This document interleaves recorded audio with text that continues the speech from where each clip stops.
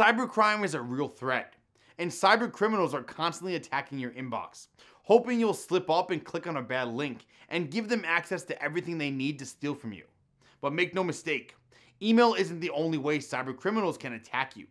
Because of people's vigilance to email attacks, cyber criminals are constantly switching it up.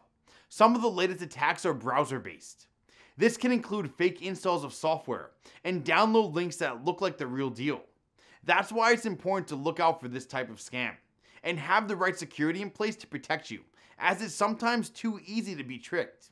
For more information about what type of protection you should have on your devices, get in touch with us today.